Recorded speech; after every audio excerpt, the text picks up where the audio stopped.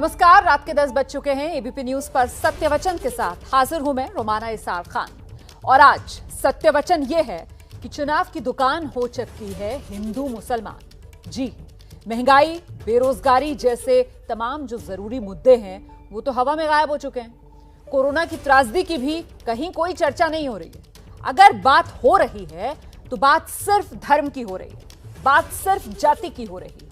कहीं तुष्टीकरण की राजनीति हो रही है, कहीं वोटों को सांप्रदायिक तौर से साध लेने का खेल खेला जा रहा है। ये जो कहानी है वो दरअसल इस बार झारखंड से शुरू हुई।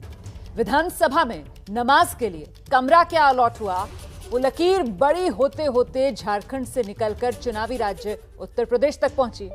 और जब असदुद्दीन ओवैसी जैसे नेता उत्तर प्रदेश में पहले से ही मौजूद हों तो फिर हिंदू और मुसलमान की राजनीति के लिए ज्यादा जोर कहां लगाना पड़ता है।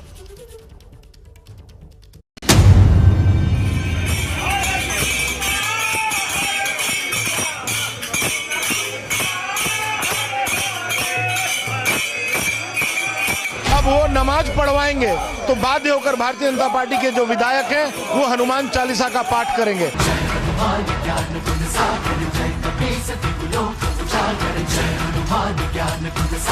आपने इस्लाम को तरजीह नहीं दिया, हिंदू धर्म ने क्या बिगाड़ा था?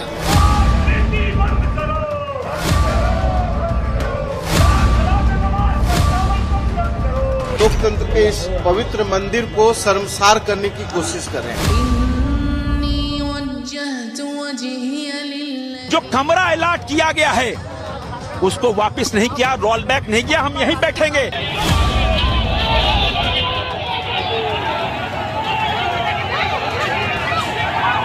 बर्बरतापूर्वक लाठीचार्ज किया गया।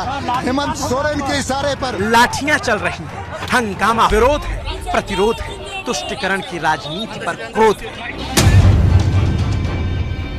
वहां मंगलवार को हनुमान जी की मूर्ति स्थापित करो, हम आरती करेंगे।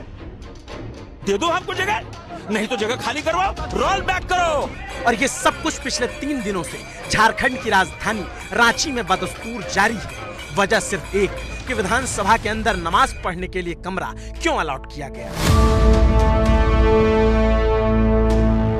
मन में अगर आस्था हो, भगवान हो तो सब जगह, लेकिन मन में अगर राक्षस हो तो सब जगह दुश्मनी। सीएम सोरेन बात को गोल मोल घुमाते हैं और कन्नी काट कर निकल जाते हैं, लेकिन बीजेपी कहती है अगर नमाज के लिए कमरा दिया तो फिर हनुमान चालीसा पढ़ने के लिए भी एक कमरा अलॉट करना पड़ेगा।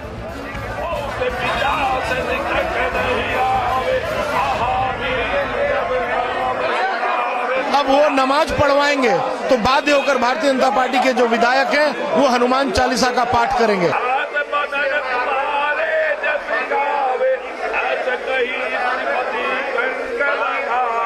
लेकिन सवाल तो ये है कि आखिर नमाज के लिए कमरा विधानसभा में क्यों दिया गया। विधानसभा कोई मस्जिद तो है नहीं, विधानसभा तो कानून बनाने के लिए होती है, पूजा पाठ नमाज के लिए नहीं। तो फिर ऐसे में कानून की दीवारों पर मजहबी रंग घोलने की ये कैसी कोशिश है। झारखंड विधानसभा में विधानसभा अध्यक्ष ने नमाज के लिए कमरा अलॉट किया। उसमें नमाज के लिए कमरे का नोटिफिकेशन बाकायदा जारी किया गया। अध्यक्ष कहते हैं नमाज के लिए पुरानी बिल्डिंग में भी कमरा था, इस बार नोटिफिकेशन जारी कर दिया तो कौन सा गुनाह हो गया। लेकिन फिर सवाल यही कि आगे से कोई चर्च बनाने की बात कहेगा, कोई मंदिर तो कोई गुरुद्वारा, और फिर संवैधानिक इमारतों में इबादतों के लिए ही होल्ड लग जाएगी। इसलिए बीजेपी का विरोध है और पुरजोर विरोध है। मैं तो कहता हूं कि विधानसभा इस काम के लिए है ही नहीं है। विधानसभा में ना नमाज पढ़े जाए ना हनुमान चालीसा पढ़े जाए। यहाँ तो विकास की गंगा कैसे बहे प्रदेश में उसकी चर्चा होनी चाहिए। पहल किसने किया?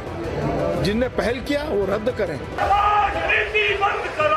और जिस तरह की राजनीति झारखंड में शुरू हुई, जिसका बीजेपी पुरजोर विरोध कर रही है, उसी तरह की राजनीति चुनावी राज्य उत्तर प्रदेश में भी शुरू हो गई। विधानसभा में नमाज के लिए कमरा मांगा जाने लगा। मांग सपा विधायक इरफान सोलंकी ने उठाई। हमारी विधानसभा की कार्रवाई चलती है तो हम लोग जो मुसलमान विधायक हैं वो अक्सर कार्रवाई छोड़ के मस्जिद जाते हैं नमाज पढ़ने के लिए। अगर विधानसभा में ही एक प्रेयर रूम हो, एक अच्छा काम है। अगर विधानसभा अध्यक्ष चाहे तो इसमें विचार भी कर सकते हैं। और एक कमरा बना देने से न कोई हानि होगी न किसी को कोई तकलीफ। तो फिर सवाल माननीय विधायकों से ही कि क्या वो विधानसभा में कानूनों पर चर्चा करने, कानून बनाने जाते हैं, या फिर पूजा पाठ नमाज के लिए, या फिर ये सिर्फ फकत राजनीति है, मुस्लिम वोटों की राजनीति, तुष्टीकरण की राजनीति। और इस तरह की राजनीति में जानते हैं क्या होता है, हर पल हर घड़ी मुस्लिम वोटों के होने या ना होने का खतरा मंडराता रहता है। कौन जिम्मेवार है? क्यों छेड़ा आपने इस विषय को? सिर्फ मुस्लिम तुष्टीकरण के लिए? और सच पूछिए तो आप मुस्लिम हितैषी भी नहीं है। और चुनाव की दुकान यहीं से हिंदू मुसलमान हो जाती है, क्योंकि सपा विधायक इरफान सोलंकी ने कहीं न कहीं मुस्लिम वोटों को रिझाने की कोशिश की है।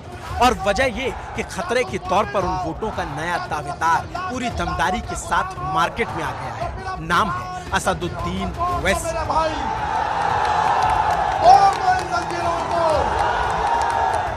अगर आप जाकर बाबा से बोलेंगे बाबा स्कूल नहीं है, तो बाबा ये नाम बदल दो।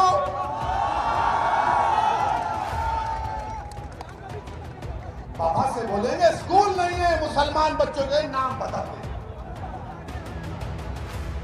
आप बोलेंगे अरे नहीं स्कूल नहीं है, तो बोलेगा ठोक दूंगा।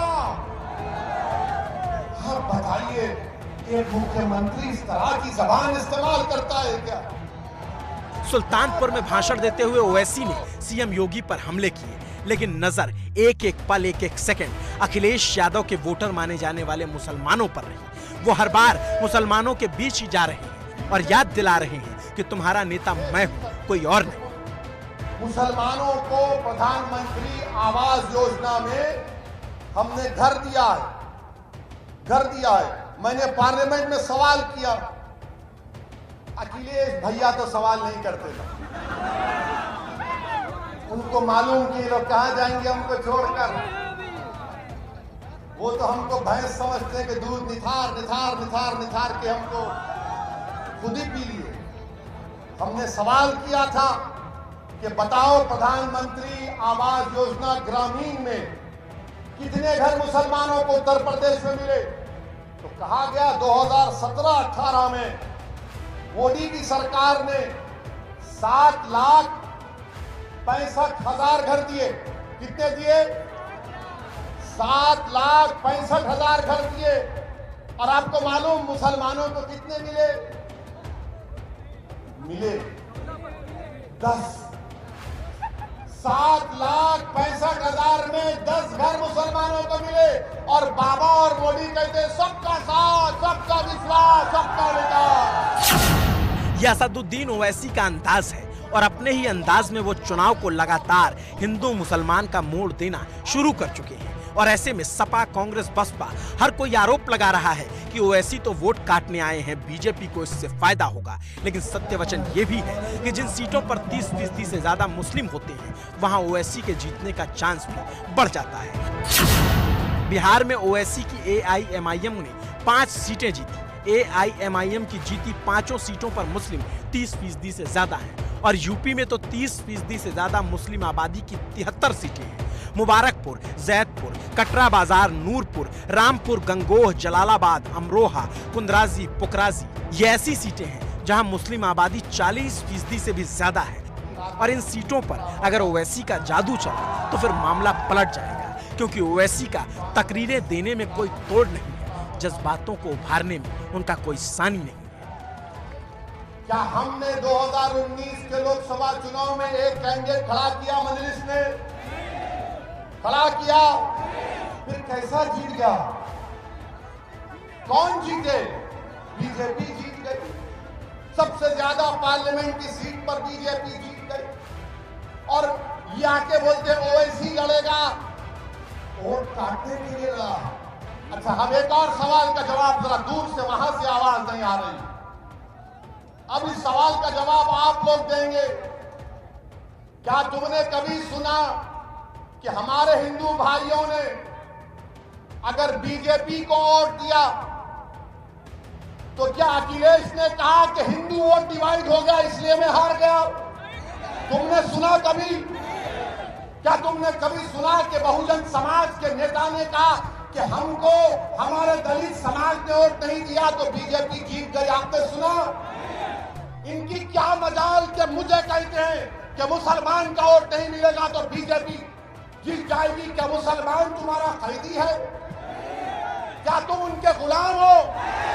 क्या तुम बहादुर हो? क्या तुम मर्द मुजाहिद हो?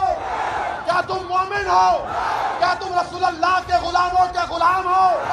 तो फिर अब की बार इन जंजीरों को तोड़ दो मेरे भाई, तोड़ दो इन जंजीरों को। और ओवैसी के भाषणों पर पब्लिक का ऐसा रिस्पांस, पब्लिक का ये रोमांच मुस्लिम वोटों की चाहत रखने वाले बाकी पार्टियों के लिए खतरे की घंटी से कम नहीं, क्योंकि अगर ओवैसी को मुस्लिम वोटों में हिस्सेदारी मिली तो बाकियों का हिस्सा कम हो जाएगा। फिलहाल के लिए एक और सत्य वचन ये है कि ओवैसी की कल बाराबंकी में रैली होनी थी और प्रशासन ने उसकी अनुमति नहीं दी है। सियासत दिन पर दिन गर्म हो रही है। ये मुझ पर उंगलियां उठा रहे हैं, मुझ मेरे बारे में बोल रहे हैं, इसलिए बोल रहे हैं कि पूरे उत्तर प्रदेश में अगर उनको कोई नजर आ रहा है जो गरीब मजलूम आवाम की आवाज बनकर उनके इंसाफ का मुतालबा कर रहा है, तो उनको मैं ही नजर आ रहा हूं। तो ये चुनावी दुकान और हर बात पर सिर्फ और सिर्फ हिंदू मुसलमान, यही सत्य वचन।